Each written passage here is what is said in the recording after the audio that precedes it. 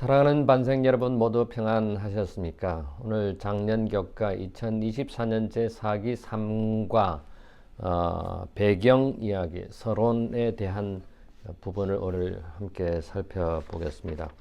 우리가 지난 2기는 신성의 증거, 요한을 통해서 예수 그리스도께서 신성을 가지신 분임을 증명하는 그런 요한의 이야기를 살펴보았습니다. 예를 들어서 오병이어나 혹은 눈먼 자를 낫게 한다든지, 또 죽은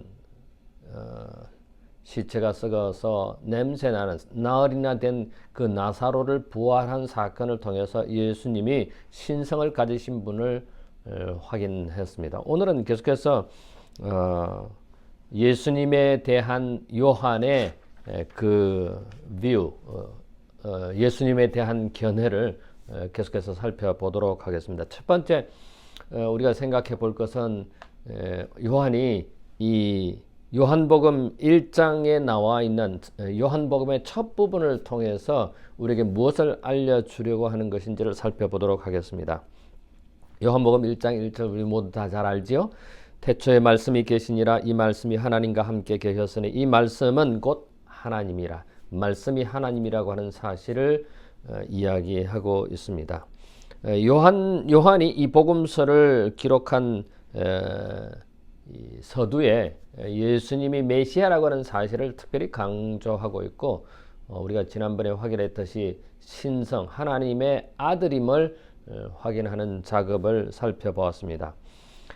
분명한 것은 예수님께서 태초부터 계셨고 말씀이셨고 또 창조주이셨다고 하는 것을 오늘 교과를 통해서 저희들이 확인하게 될 것입니다. 첫째 날에 보면 태초에 하나님의 말씀이 이라고 하는 제목입니다. 요한복음 1장 1절부터 5절에 보면은 말씀이신 예수 그리스도에 대해서 무엇을 보여주고 있는가라고 질문을 하고 있습니다. 태초에 하나님과 함께 계신 분, 즉 영원하신 예수 그리스도, 즉 하나님과 동등됨, 즉 아버지와 동등되신 아들 예수님, 아들 하나님에 대해서 설명하고 있습니다.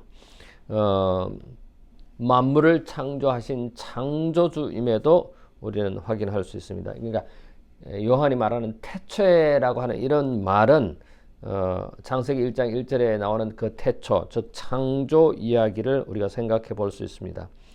말씀은 이미 이 세계가 존재하기 전에 계셨다고 하는 사실입니다. 존재했다고 하는 사실이죠. 그래서 말씀이 하나님과 함께 계셨다고 하는 사실이 두 번째로 요한이 강조하고 있는 것이고, 세 번째는 그 말씀이 곧 누구라? 하나님이라고 하는 사실입니다.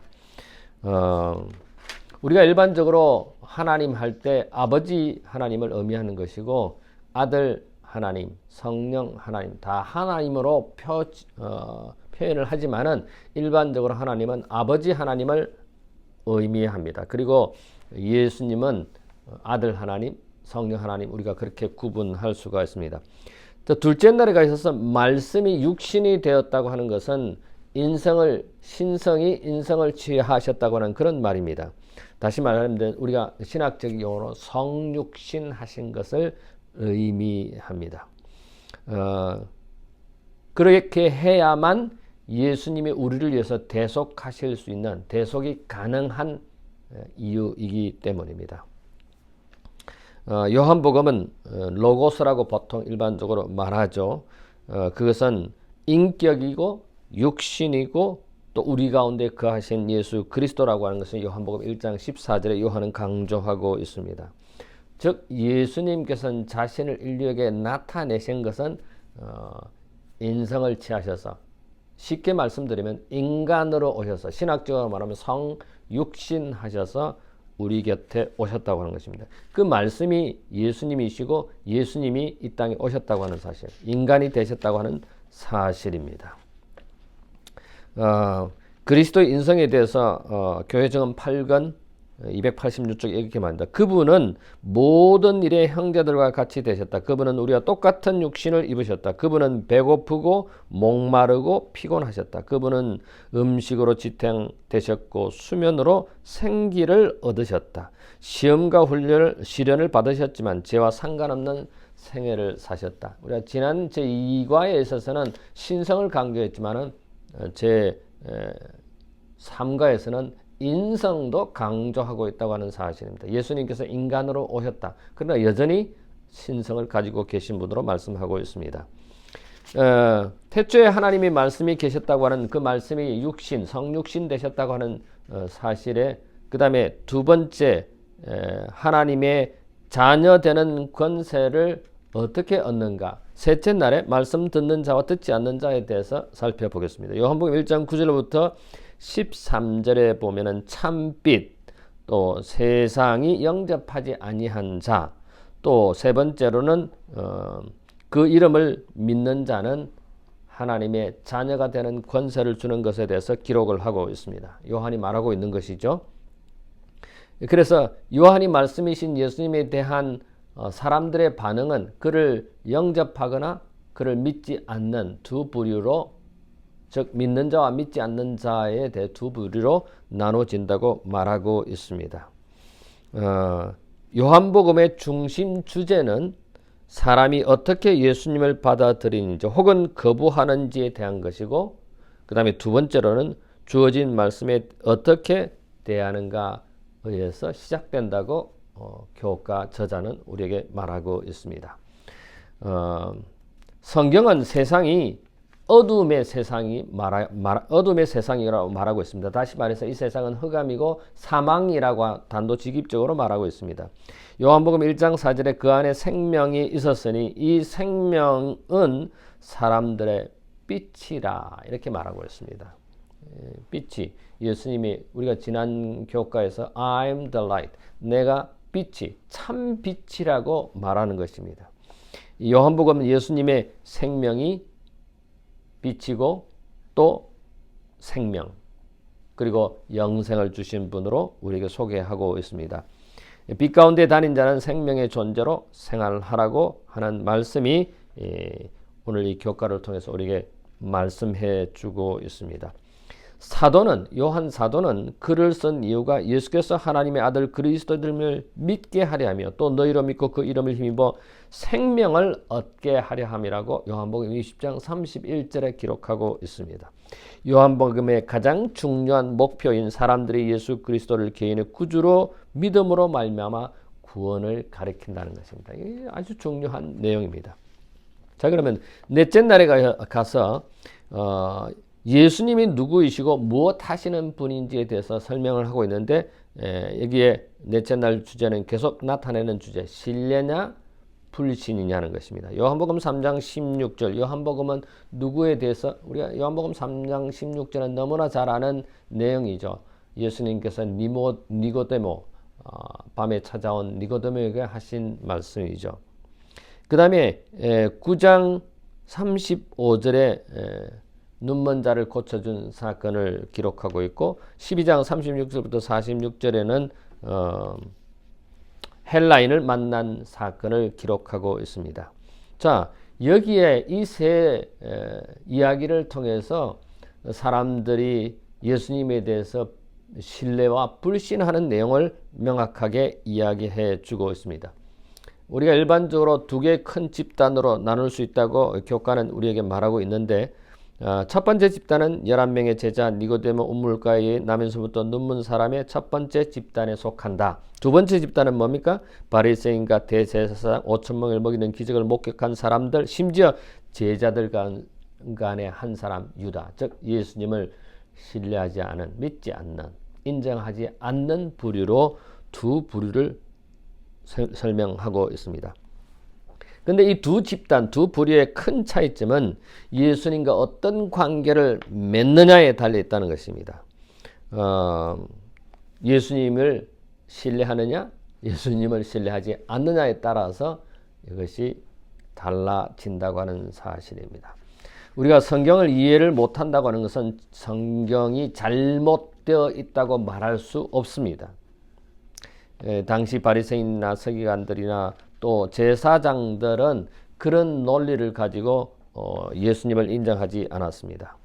그런데 불신자들은 대체로 논쟁하려고 따지고 드는 것인데 그것은 빛보다는 어둠을 사랑하는 사람들의 특징이라는 것입니다. 예수님의 말씀을 받아들이기 어렵다고 여기거나 그분이 오래된 전통을 깨고 자신들의 기대를 저버린다고 생각한 것입니다. 자기들의 전통, 자기들의 규율이 아니라 하나님의 말씀, 하나님이 친히 하신 말씀 그 진리를 그들은 저버리는 것입니다. 받아들이지 않고 믿지 않는 것입니다. 자, 부조와 선지자 55쪽의 영감의 그런 정죄 이유에 대해서 이렇게 설명하고 있습니다. 심판의 때 사람들은 거짓말을 양심적으로 믿었기 때문이 아니라 진리를 믿지 않았기 때문이라는 것입니다. 진리가 무엇인지 배울 기회를 등한히 하였기 때문입니다.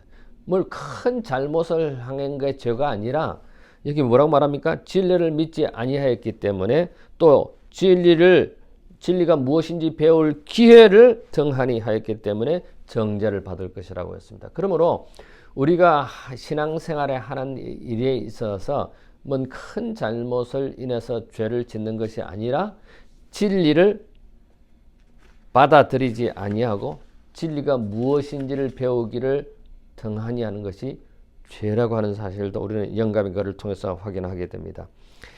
물론 하나님께 불순종하는 것이 얼마나 큰 비참한 결과를 가져오는지 우리는 모릅니다. 다섯째 날입니다. 목요일 서지에 계속 나타나는 주제 영광입니다. 이 신성함이라고 하는 것이 우주적으로 어떤 의미인지를 교과서는 우리에게 말하고 있는데 요한복음 17장 1절부터 5절에 보면 아들도 아버지를 영화롭게 하옵소서. 아들로 아버지를 영화롭게 한다고 하는 것이 무슨 내용이냐입니다. 자, 여기 보니까 아버지의 때가 이르렀으니 아들을 영화롭게 하사 아들로 아버지를 영화롭게 하게 하옵소서라고 한 말씀이 어떤 의미냐 이런 것입니다. 예수님이 사명을 완성하시는 때에 하나님의 영광이 된다는 것입니다. 즉 예수님이 십자가에 달려 돌아가셔서 죽으심으로 우리의 죄를 대속, 구속하신 것에 대해서 그것이 영광이 된다는 거예요. 아버지께 영광이 되고 예수님이 영광이 된다고 하는 사실입니다. 그래서 이거는 우주적인 이야기라는 것입니다. 이 요한복음의 서론은 우주적인 이야기, 태초에 하나님의 말씀이 계신 태초에 처음에 창조적인 때부터 계셨던 예수님에 대해서 언급하고 있기 때문에 이것을 갖다가 성육신, 예수님께서 이 땅에 오셔서 성육신을 통해 사람이 되신 그분의 영광에 대해서 요한복음 1장 14절에 기록하고 있습니다. 예수님을 영화롭게 한다고 하는 이 요한복음의 개념은 그분의 죽음의 시간과 연결되어 있다고 교과 저자는 우리에게 강조하고 있습니다. 그래서 십자가가 바로 그 영광의 때라고 하는 사실입니다. 십자가는 로마에서 가장 수치스럽고 굴욕적인 사형 집행 방식이었죠. 그래서 예수님께서는 십자가에서 정말 고통의 순간, 어려움의 순간에 뭐라고 이야기합니까? 나의 하나님, 나의 하나님, 어찌하여 나를 버리셨는가? 아버지께 탄원하는 예수님의 모습이 기록되어 있습니다. 십자가의 이런 인간적이고 어두운 면은 마태복음과 마가복음에 잘 나타나 있습니다. 근데 누가복음과 요한복음은 십자가의 영광에 대해서 잘 기록하고 있는 것입니다. 십자가는 구원과 자비의 장소이고 하나님의 아들이 자신을 아버지께 드린 것입니다. 그래서 십자가의 영광이라고 말하는 것입니다. 하나님의 가장 위대한 영광이 예수님이 겪으신 가장 깊은 수지, 즉 세상 죄를 짊어지심으로 빛나는 것은 얼마나 역설적이고 신비한 일인가. 시대의 소망 624쪽에 희생의 십자가를 예수님과 같이 지는 자들은 모두 그분의 영광을 나누어지게 될 것이다. 십자가를 지는 것이 고통이고 죽음이지만은 그 십자가를 같이 나누어지는 사람도 예수님이 가지셨던 그 영광을 나누게 될 것이라고 영감의 글은 우리에게 말하고 있습니다. 자, 여섯째 날입니다. 시대의 소망 1장 하나님이 우리와 함께 계시다라고 하는 그 챕터에 하나님의 거룩한 아들 주 예수 그리스도는 영원 전부터 계셨고 명확히 독립된 개체이시지만 아버지와 하나이시다. 그는 하늘에 뛰어난 영광이시다. 그는 하늘에 있는 지성적 존재들의 사령관이셨으며 천사들의 경배를 받으시기에 합당한 분이시다. 이것은 하나님의 영광을 도둑질하는 행위가 아니었다라고 기록하고 있습니다. 그래서 오늘 우리는 교과 세 번째 배경 이야기 서론 부분을 살펴봤습니다. 요한복음을 시작하는 그 서론을 통해서 우리는 듣는 자와 듣지 않는 자, 즉 믿는 자와 믿지 않는 자에 대해서 살펴보았고, 그 다음에 우리가 신뢰하느냐 불신하느냐, 듣는 자와 듣지 않는 자를 잘 말하면 신뢰하느냐 신뢰하지 못하는 자, 예수님이 누구이신지 무엇을 하시는 분인지를 살펴보았고, 또 예수님이 십자가에 달리심을 통해서 영광이 되고 또 아버지께 영광이 된다는 것도 우리가 확인했습니다. 하나님의 자녀가 되는 권세가 우리가 제4과에 계속해서 이어집니다. 자, 제4과는 예수가 메시아이심을 말하는 증인들, 즉 증인들을 통해서 예수 그리스도가 구주이시고 메시아이시고 하나님의 아들이라고 하는 것을 증거하는 증인들을 좀 몇 사람을 살펴볼 것입니다. 빌립과 나다나엘, 또 니고데모, 또 침례 요한 이런 사람들을 통해서 예수님이 구주라고 하는 메시아라고 하는 사실을 살펴볼 터인데, 한 주간 이 교과 공부를 통해서 유익을 얻는 우리 모든 반생들 되게 되기를 간절히 바랍니다. 잠깐 머리를 숙일까요? 고마우신 우리들의 하늘 아버지, 저희들에게 예수 그리스도를 구주를 메시아를 보내주시고 우리를 위하여 대속하게 하신, 십자가에 달려 죽게 하신 아버지의 그 놀라운 사랑을 인하여 참으로 감사합니다. 예수님께서 이 땅에 오셔서 우리를 위하여 도와주시고 우리의 생명을, 죽은 생명을 영원한 생명으로 인도하기 위해서 십자가에 달리게 해주신 그 예수님의 은혜를, 예수님의 사랑을 잊지 않는 우리 모든 반생들 되도록 인도해 주시옵소서. 감사하오며 예수님 이름으로 기도하옵나이다. 아멘.